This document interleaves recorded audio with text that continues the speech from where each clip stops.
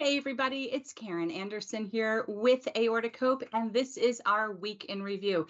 It's been a little bit since we've done the week in review, and I'm going to be honest and tell you why. Because pretty much everybody that's on the board of Aortic Hope has been touched by aortic disease. And so we have some like ailments, we have situations, we have moments that we just don't feel up to par, and that kind of hit me. So I'm sorry we weren't around last week, but we are here with a 2-weeker for you this week. And so kind of nice. Not sure if we're going to have any surprise guests drop in, but it's always fun when they do, because then I don't feel like I'm just having a one-sided conversation. But if you're here and you're watching, whether live or in replay, please click like, please click subscribe, and leave us a comment. We're always here to answer. We love interacting. We love randomly just deciding to send out gifts for people for playing along. So here we go. Let's go right into our Monday of June 27th. That's how far back we're going. It's amazing. Can't believe it's already July 11th. And it was our Movement for Movement Monday. And we try to make the message as simple as possible. Get up and move. We started this back in 2020, way before COVID hit and everybody was forced indoors. But we started this because we recognize that there are a lot of patients and community members out there who just become a little paralyzed to move their bodies after surgery or especially after diagnosis. So we often talk about how important it is to just move and really do whatever your doctor has approved you to do, has cleared you to do. Just try not to become overwhelmed with the fear of moving. Just do something. But in this summer, you might find that it's a little difficult to just be walking because the weather is so hot and everything's just so humid. So one of the options that's available for you, if it's available, whether you have a gym or you own your own swimming pool, would be to swim. So according to Good RX Health, in the article that was written by Colleen, I'm going to butcher your last name, Colleen, I do apologize. I believe it's Stinchcomb, titled 8 Unexpected Benefits of I think that should have said swimming. It says drinking. See, that's my fault because I probably was not feeling well when I copied that or wrote it. Here are some key takeaways from the article about the 8 unexpected benefits of swimming. Number 1, swimming provides a total body workout that may improve your heart and lung health. Now, I'm not sure about all of you, but I have found that if I end up in the deeper area of a pool, I actually feel the pressure change on my chest. So I don't particularly like deep water swimming. I like being able to stand up very quickly. But I know that swimming is a great way to just relax and to have all over body movement taking place. I do like doing the backstroke. I do find the backstroke to be a lot easier than any other stroke when I'm in the water. But a water sport may actually boost your mood and improve cognitive function. I'm a water baby. I mean, my sign is Cancer, but I love being around the water. I love looking at the water. I love seeing water and seeing palm trees. It doesn't matter what time of the year, just it immediately has an impact on my entire being and makes me actually want to do more. So if walking in hot weather is not working for you, just try doing something. Even if you're walking in the pool creates resistance that's natural, and it can't really hurt you. You can't fall down in the pool. It's only a problem if you don't know how to swim. So take that into consideration. But it is a low impact option that might be safe for people with various other conditions, like if you have arthritis.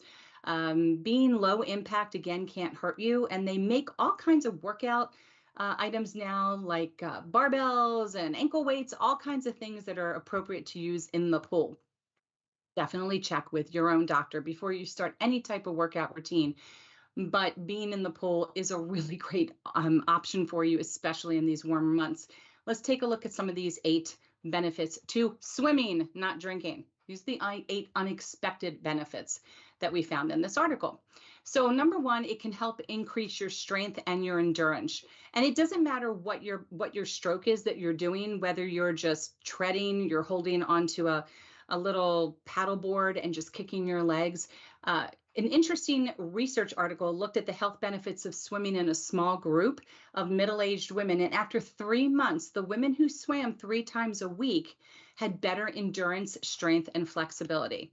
So if for no other reason, Let's do that, right? Because we all need a little bit of an increase of flexibility, strength, and endurance, especially if we've had open heart surgery. This might be a nice way a year after to help increase those things like, endurance, strength, and flexibility. Number two, it will improve heart and lung health. Well, that's great because that's what we're often looking for, any improvement in our heart health. It is a whole body aerobic exercise that you control how hard, how soft, how fast, how slowly you want to do this exercise. You're in control of this. And swimming actually helps control and train the body to use oxygen more effectively and efficiently. And another study says that swimming might be slightly better for lung health than actually yoga. Go figure. But it's been shown to reduce blood pressure and arterial stiffness. And so that is a concern for some of us in our aortas, is having that stiffness.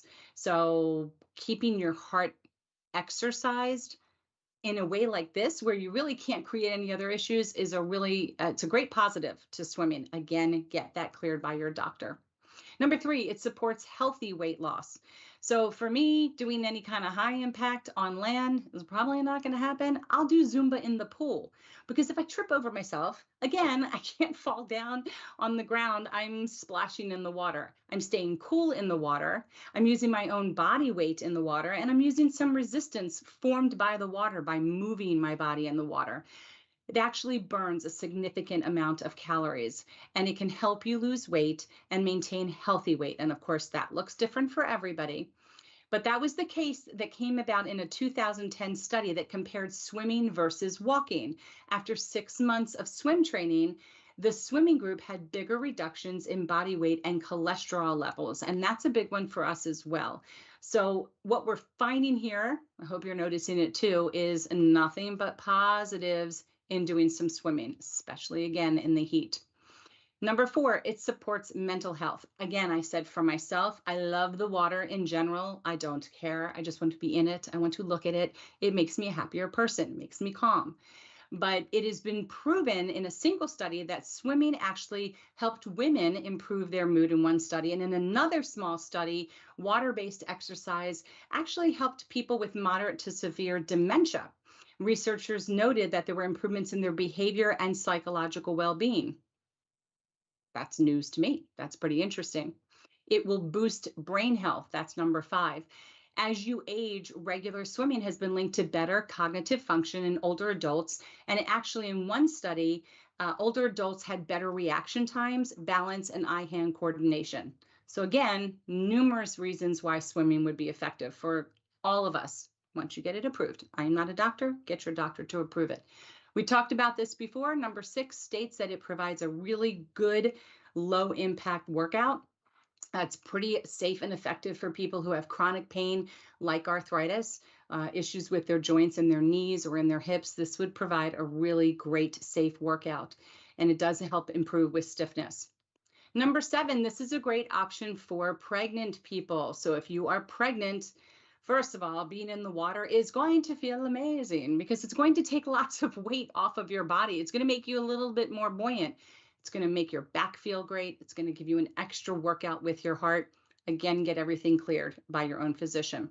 And number 8, it helps with active recovery. So I guess that involves more when it comes to training on your non-training days, on different days of your types of workout. It will really help on your rest days with recovery, just being in the water. And it helps prevent and helps treat any muscle damage. So tons of reasons why swimming is a great alternative on your movement days. And it does look, we have somebody joining us right now.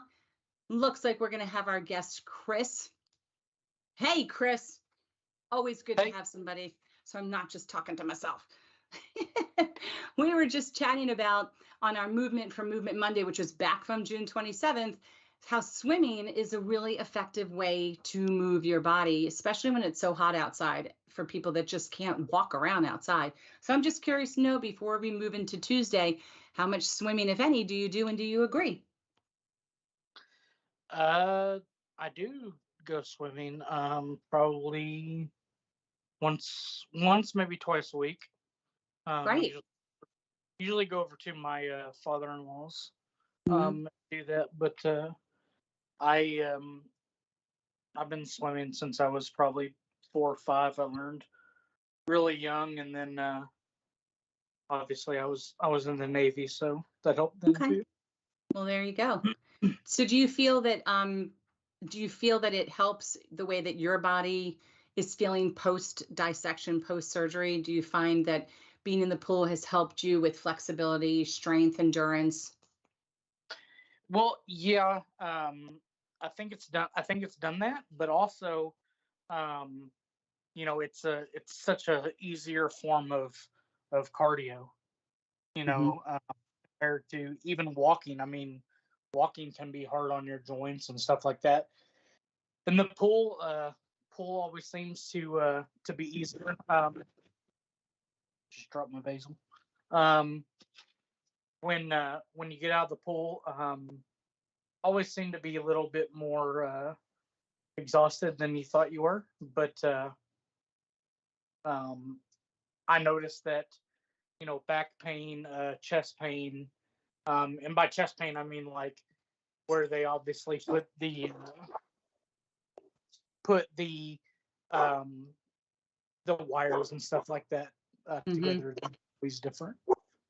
That's a really good point. And I'll see people, I can tell people that are hurting before they come into the water because it's like when you get into the water, it just cradles you and it allows you to do a lot more. And then when you have to get up and climb up the stairs to get out of the pool, everybody starts going a lot slower as if they have a lot more difficulty because now they've got their full body weight. Looks like we may have lost Chris, but I'm sure he'll be right back to join us.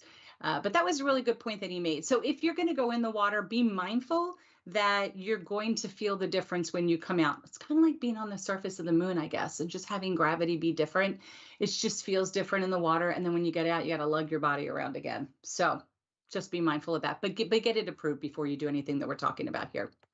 All right, so let's go to Topic Tuesday.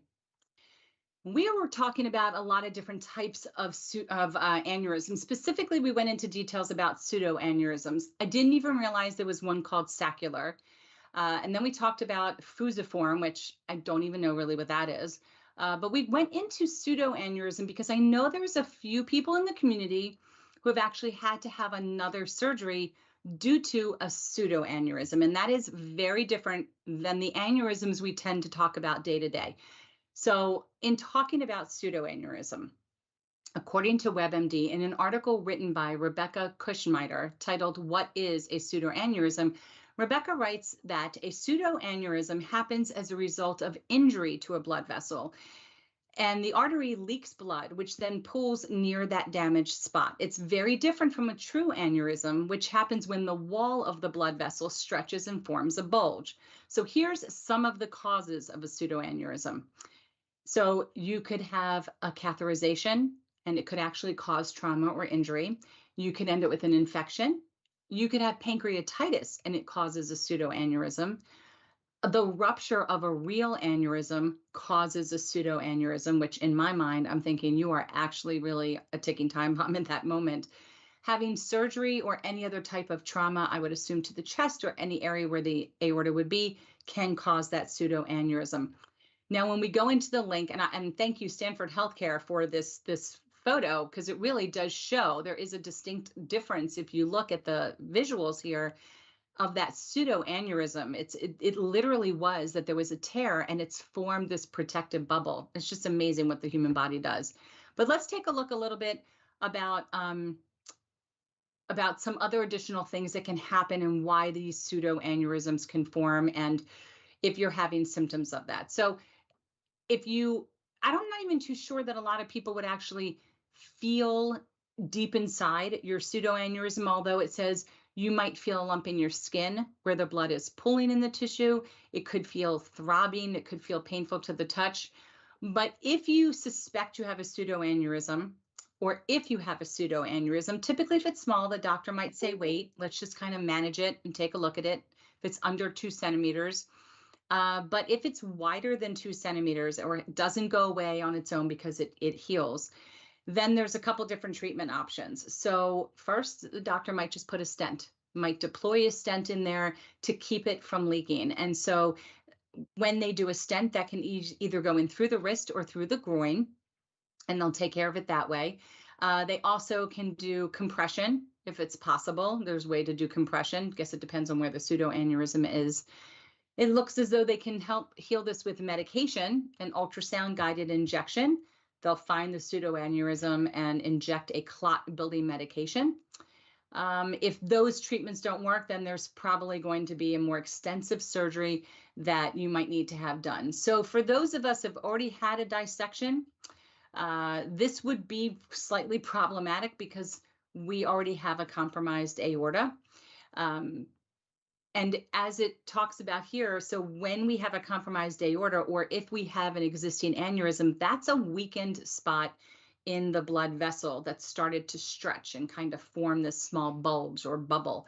And if it continues to weaken, we're always at risk that that aneurysm could actually rupture, and that could be life-threatening. So a pseudoaneurysm, as you saw in the picture, is due to an internal injury in that artery that stays encapsulated in the wall of the blood vessel. So it kind of pulls into it. There's definitely not a dissection, there's definitely a cut or slice in that wall, but it's still protected by the outer layer. So we have 3 layers of our aorta. So it is protected by that outer layer or 2, but blood is pulling into it.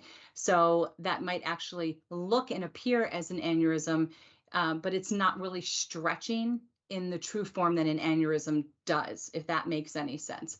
So it's an important find, and it will result in some type of intervention. It's just not a one size fits all. We have people on our board. We have someone on our board who found a pseudoaneurysm 2 years after her dissection, and she had to have extensive surgery to have that fixed. So I believe it was another open surgery, and she's fine. But these are things that that can happen.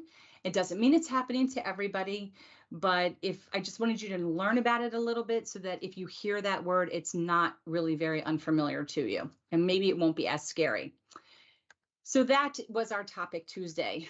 And let's move on to, this was the first Friday of the month. So I guess that was the first, it was July 1st. And we always have a first Friday fundraiser on the first Fridays of the month. And these involved our baseball caps. So we're just going to show a couple of these pictures here of what they looked like. And they had 2 different styles of hat, 2 different colors, 2 different logos. There was so much to choose from. I mean, this one I love because it was right around 4th of July. I love the red, white, and the blue. And I kind of love that trucker style hat. But let me see here if I can get to this, and let's talk about this a little bit. Okay. So it was our holiday weekend. This actually goes on for the entire month. We had a couple deals, but right now what is still existing is offering these hats in either $15.99 for the trucker hats, or they were $18.99 for the baseball hats. This is a great deal. They're actually on our Hope Shop through Cafe Press, which the link is here in the blog. There's also under our Hope Shops a link to this site as well. We also wanted to remind everybody we are offering our aortic disease awareness magnets. Now, if you were lucky enough to get in on this deal that weekend, they were on a special pricing, but right now they are back to $10 donation. And it doesn't matter if you're international, $10 donation flat can get you the awareness magnet. So as we always say, don't delay, grab some swag today. You're going to start a conversation about aortic disease. I guarantee it. Somebody always asks when you're wearing a shirt, or they're definitely looking. And since we know that aortic disease is more common than we think, it would be great to have some, right? Don't you want? I think I've got a magnet right here. I mean, it would be great for you to just pick up a magnet, stick it on your car, stick it on the fridge. I prefer the car because I always get somebody that asks me what this magnet's about. So check it out. It's underneath of our Hope Shops or underneath the blog. And that was the first Friday fundraiser day. Brings us to Saturday, July 2nd, and we had the survivor story of Tom Bassarour, who was also featured later that a week of July 3rd. He was featured and did this wonderful, amazing 90-minute mindfulness recording, which is still on our YouTube channel. You should check that out and leave a comment. I'm so glad we did it that way. This way it lives in a world where everybody can check it out and watch it and participate and see how this mindfulness works for you. But Tom's story really talks about his aortic situation that occurred during COVID. And I find these stories to be fascinating because the hospitals were so overrun with COVID patients. And we found that many people in the aortic community became too scared to go to the ER because they were so scared they didn't counter a COVID patient, which I get it, but everybody was kept separately. And at the end of the day, if you have what you think is an emergency, it shouldn't matter if there's a massive pandemic. You go to the ER to make sure everything's all right. But Tom's story, again, talks all about what happened to him during COVID and what that was like. And we're always interested in hearing stories from the community. Be the shining light in someone else's life. I promise you, by sharing your story, you will validate someone else and their experience. You will cause a moment for them to come up with questions to take back to their own physicians. So it's educational, it's enlightening, it's therapeutic, not only for those of us that are watching or listening or reading, it's going to be therapeutic for you as well. I promise you. If you're super daring, do it live on our YouTube channel. If you're slightly daring, do it pre-recorded. And I still think it's amazing, even if you submit one by written form. The link is on the blog. Check it out. We'd love to have your story. Okay. That's bringing us to Sunday, July 3rd. It was our Rare Patient Voice Sunday. What is Rare Patient Voice? So they are an organization that was started to really get the opinions of individuals that have a condition, non-rare included now. We've spoken with them directly, and really what they've perfected is incredible. So we have a collaboration with them, but they provide patients and caregivers with rare disease or non-rare an opportunity to voice their opinions through surveys and interviews to help improve medical products and services. So it is not just pharmaceutical companies. These could be nursing students that are doing a paper and they've got questions they want to ask.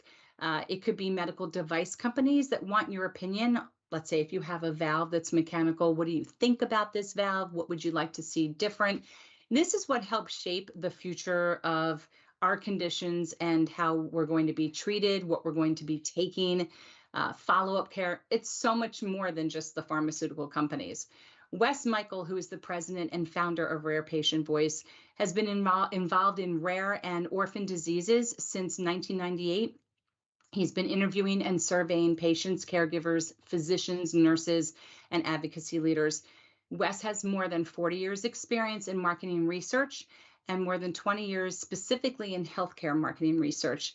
And while this organization started by focusing on rare diseases, they now welcome patients and caregivers with all medical conditions.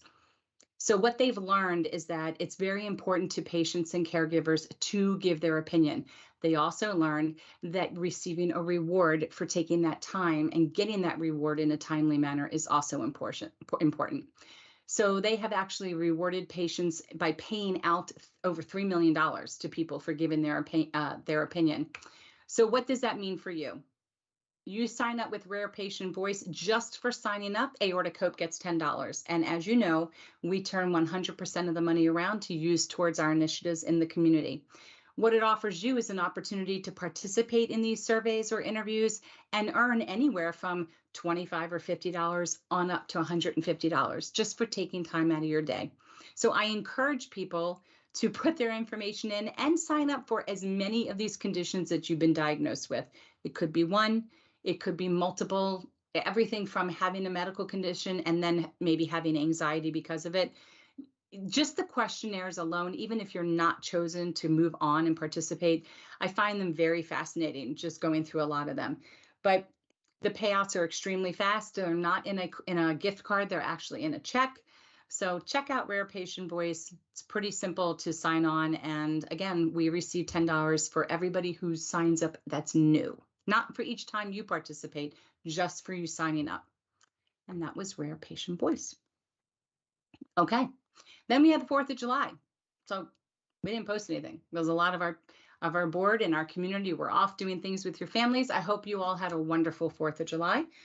This year I missed everything. I don't even think I lit a sparkler. I just glanced around out my back porch and looked at all the different people in places that were lighting off fireworks. It can get a little noisy and crazy, but hopefully you all had a wonderful 4th of July. So let's move on to Topic Tuesday. And this particular Tuesday, as you can see right here, it gives it away. We were talking about cardiac rehab. And it's really interesting because what we're finding is not everybody in our community is prescribed cardiac rehab. I believe somebody in the community is doing research on the ICD-10 codes that are used in diagnosis that enables the insurance companies to pay for that service. We're not too sure why some insurance companies are paying, some doctors prescribe it, some don't. There's just no rhyme or reason. But some people are prescribed cardiac rehab. I was, and I had my own valve. So I didn't even receive a mechanical or bovine valve. I kept my own, and I was still prescribed cardiac rehab. And on the Mayo Clinic's website, they say that cardiac rehabilitation, also called cardiac rehab, is customized outpatient program of exercise and education. And that is true. At least the rehab I experienced had a whole educational component, which we'll talk about in a moment. But the article continues to say that the goals of cardiac rehab include establishing a plan to help you regain strength, prevent your condition from worsening, if possible. There's a lot of different conditions that cardiac rehab addresses. Also reduce your risk of future heart problems. See, it's right there because the aorta is very separate from the heart. But it does help improve your health and quality of life. Research has found that cardiac rehabilitation programs can actually reduce your risk of death from heart disease and reduce your risk of future heart problems.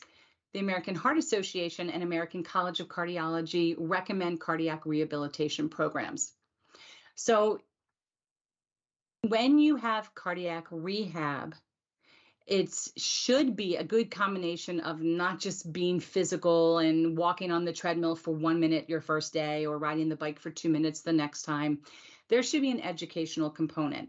In my cardiac rehab, which was in a hospital setting, what specifically they did to me was to put electrodes, like a heart monitor on my chest. It was connected to a battery pack I had that I wore around my waistband, and it was monitored on a television screen above my head. So I could see my special code. Nobody knew that was mine, but I could watch my live EKG happening right there. What was going on with my heart, what my heart rate was.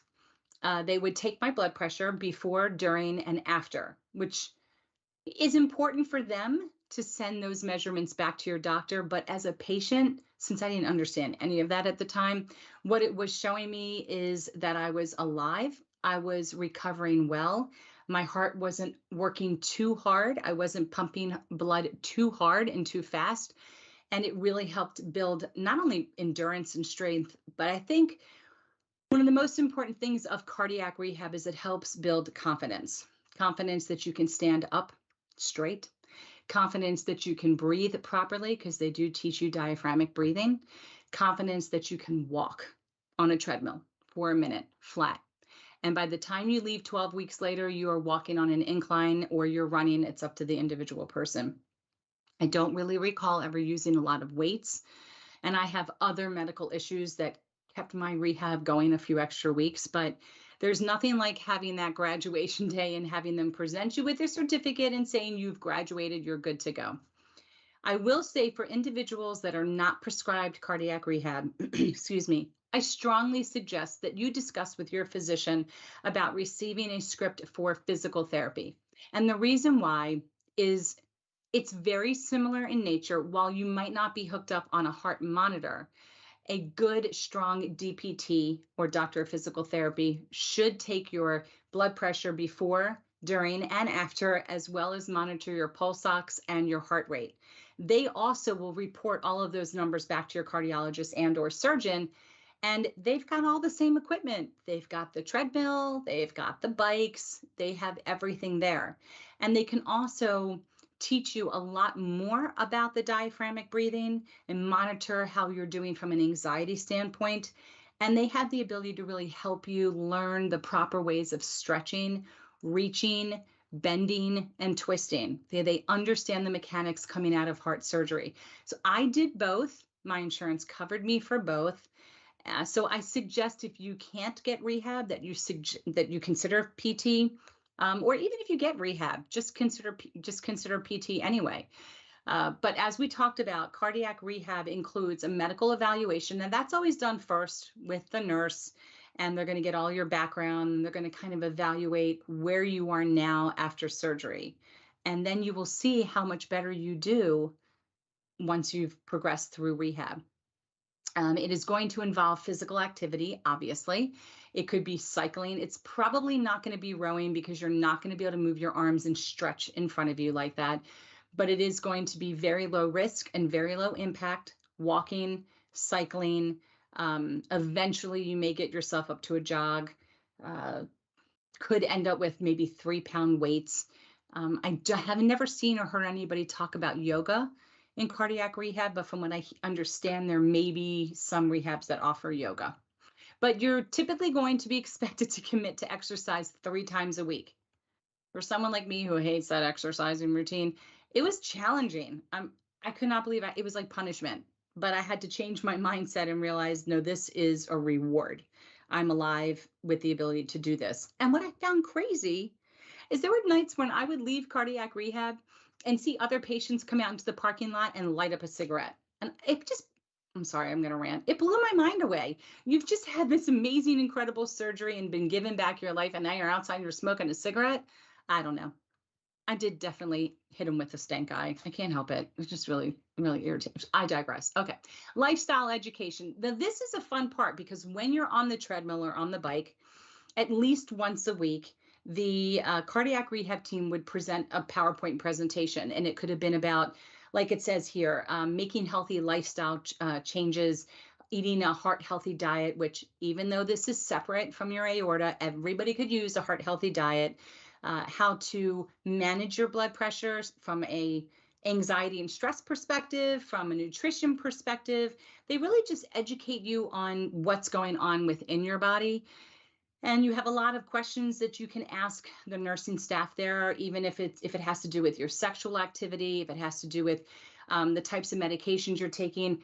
Never substitute what you're being told for what your doctor tells you, but use what you're being told as a tool to start a conversation with your doctor. But there's a lot of good information that should come out of a strong cardiac rehab program. And there's a lot of support. I have found I didn't run into one person who had an aortic dissection while I was there.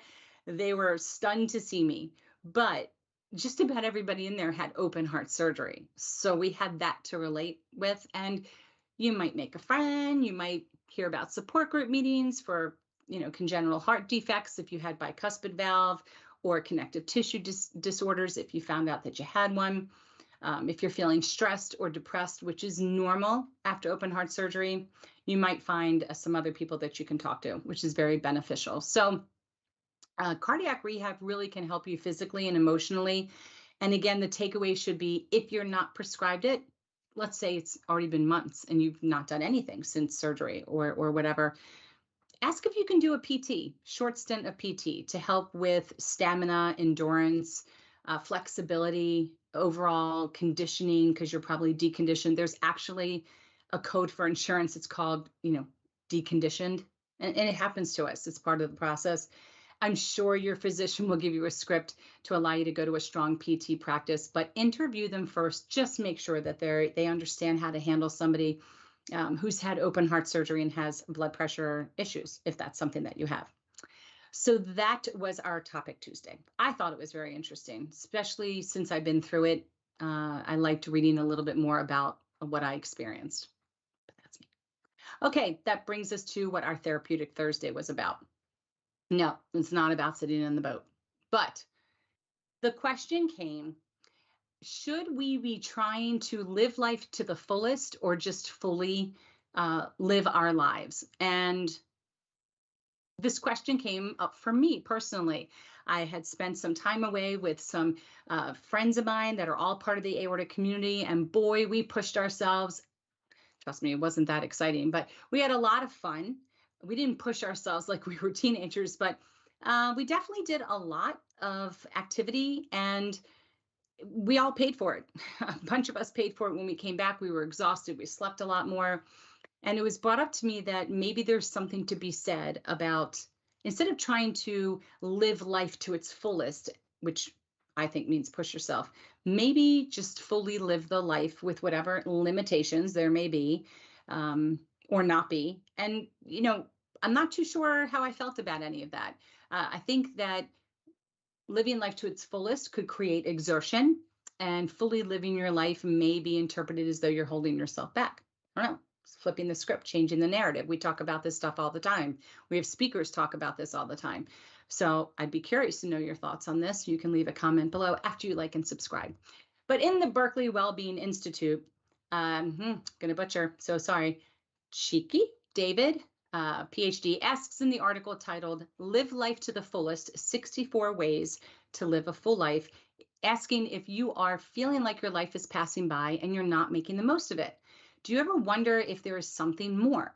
Have you asked yourself, is this really all that there is to life? Because those are all normal thoughts, especially for those of us who have had surgery and have these types of conditions. But in this article, there was actually some science-based information about how to determine if you are actually living a full life. So it doesn't really mean you have to push yourself and go, go, go all the time. It just might mean, how are you living the life that you have? Is it full for you, whatever that means to you? Are you fully embracing and being present and enjoying your life? And whatever that means again. So here's some of the words that, if you think to yourself, am I really making the most out of my life for me? Here's some of the words that might come up in your mind, such as you feel like you're thriving, not just surviving. And we say that often too. Don't just survive, strive to thrive. So are you thriving? Do you feel like you're thriving? Are you feeling like you're prospering in whatever that means to you? Do you feel fulfilled? Do you feel happy? Are you satisfied? Are you feeling content? Are you enjoying yourself in this life? Probably not every minute of every day, but are you generally speaking enjoying yourself? Are you savoring life? Do you savor it? Are you relishing life? Are you delighting in your life? And are you blooming, or have you found that you've been blossoming in this life? If these are not adjectives at all, or even similar adjectives, you need to take a look at your life. And it doesn't mean making a change 7 days a week. It means examine your life. And I know a lot of us, when we come out of surgery or we're facing additional health challenges, gosh, it's so easy just to throw the towel in and say, the hell with it. This is not the life that I want to live. So don't do it. Don't live that life. It doesn't mean that you're going to end up, running a marathon in order to be considered living your life to its fullest. Maybe just realizing you walked around all day at Disney and didn't need a scooter. That's an accomplishment. Why does there even have to be an accomplishment? Maybe we think about that. Maybe just waking up and doing whatever you're going to do, and at the end of the day, thinking to yourself, God, today was a good day. Our friends over in the UK with Aortic Dissection Awareness UK in Ireland, they coined the phrase, today is a good day. And they did it for a reason, because even if today didn't feel like a good day, it doesn't mean tomorrow won't be. Or it doesn't mean that there wasn't an aspect of your day that wasn't just good. You're in competition with yourself, no one else. So live life to its fullest, or just fully live your life. Whatever works best for you, whatever you can handle. It's a short one. It's short. I say trying to make the most of it, even when you're not feeling well. It's got to be something to be happy about, something to feel blessed about. But that's my rant. It's my soapbox. And it's because there's nobody on the line with me today. I have a captured audience at some point. I'm going to keep talking. All right. It's leading us to Feel Good Friday. This is so great because we're going to start to develop a relationship with this hospital and a specific doctor. But a lot of interesting news recently came out of the University of Alabama at Birmingham Cardiovascular Institute. According to a UAB news written by, Anna Jones, titled UAB Performs First Valve-in-Valve Procedure Using Evolute FX TAVR System. It's actually described that last month, a structural heart team composed of interventional cardiologists and cardiovascular surgeons at the University of Alabama at Birmingham Cardiovascular Institute, completed the first valve-in-valve procedure using the Evolute FX TAVR system. It's a self-expanding transcatheter aortic valve replacement system, and the UAB medicine team was among the first in the nation that actually used this new technology in TAVR systems, which is actually used to help treat aortic stenosis, which is hardening of the aorta. So it's a serious condition. It actually means that your aortic valve can begin to narrow, it hardens, and it can actually disrupt blood flow from the heart to the rest of your entire body. If you are interested in learning more about this device and how it's designed to provide greater precision and control throughout the procedure, which leads to lower mortality rates, lower stroke rates, and overall better patient outcomes, click the link and read all the information and get in touch with them. If they're not close to you and not a system that you're able to use, I would Google some of this terminology or ask that hospital for any references that they may have or referrals to maybe an aortic team near you that might be doing this procedure. I don't know how often it's being used in the country, but I just thought this sounded so interesting. Every time they come up with something new, and it's been 7 years for me, just to hear of the new innovative techniques really gives me hope that if and when I'm in a situation where I need to have some revision, there's going to be a lot of options and probably less invasive options. So that's a good thing. It's a good thing. But check out that link when you get a chance. That leads us to last Saturday Musings. Now, we have not done this in a long time because so much has been going on, so many fun things to talk about, great guest speakers we've had. But we picked it back up again, and we have this virtual musings jar. And if you comment below or on our Facebook page from last Saturday, we were sending people either an awareness bracelet or a decal. We started this back in 2021. And since 2021, we've really focused a lot of our attention on everybody's emotional well-being. And this is a project we've been working on. And our intent is to collect all of the inspirational and thought-provoking and honest thoughts that are provided by the community and turn it around and give it to the community. So it's by the community for the community. We are hoping to create a special Aortic Hope manual of musings. So we have our list of pre-op and post-op suggestions. We are hoping to have this manual of musings, just honest and raw emotional thoughts or quotes shared by other community members who have paved the road for you as newer members.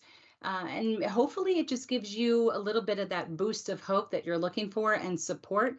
And we will keep you posted on when that's going to be available for the public. So check out that post from this past Saturday. They will be coming up at least once, if not twice a month on Saturdays. And we love your participation. That was our Saturday musings. So last Sunday, Smile Amazon, that is. It's going to be Prime Day tomorrow, and that would make it Wednesday. It's a 2-day parade of epic deals on Amazon. It begins at midnight on the 12th, so right when it becomes the 12th. So I guess that would be, yeah, tonight at midnight, if I'm thinking my days and times correctly. Right when it becomes the 12th, goes in through the end of the 13th. And Prime Days are actually an annual celebration with awesome deals and exciting product launches, plus live entertainment and more exclusively for Prime members. Even if you participate in this, you can still go to smile.amazon.com, get your Prime deals, but choose Aortic Hope as your charity of choice. Amazon will actually, on qualifying purchases, donate 0.05% of your sale to Aortic Hope, which again, we take all of the monies that we receive through donations, we turn it back around for our initiatives within the community. But try to go to smile.amazon.com. Go ahead and do that. Again, they're going to give us a percentage, but have fun, you guys. Hope you built up your shopping list. I know one person in particular who has, and no, it's not me. But I do have a couple things saved in my cart. I'm just waiting until later tonight before I hit purchase. I am purchasing on my Prime Days, and I'm purchasing it through Smile. So hopefully you'll do the same. All right. Our week in review. 2 weeks in review, actually. It's our 2 weeks in review. We will be having some support group meetings coming up soon. Let's check out if we've got anything coming up. I know we have tomorrow night our Ask a Doctor event on Facebook. And then we've got our support group for caregivers only on the 20th at 4 p.m. and our virtual support group meeting on the 27th. So if you'd like to join in on that, you can click these links and fill out the registration form one time only, and we'll be sure to get that information to you so you can join us. August information will be up soon. We have a lot that we're putting together for you for the month of August, including bingo. Bingo is going to be back with some really fun prizes, and we're really excited about it. So looking forward to next week's Week in Review, same time, 3 p.m. Eastern on Monday, the 18th, you guys. And in the meantime, don't forget to click like and subscribe and leave a comment and share and do all of that. Help others find Aortic Hope so they can start receiving the same support that you're receiving as well. And once again, thank you so much for watching. Take care.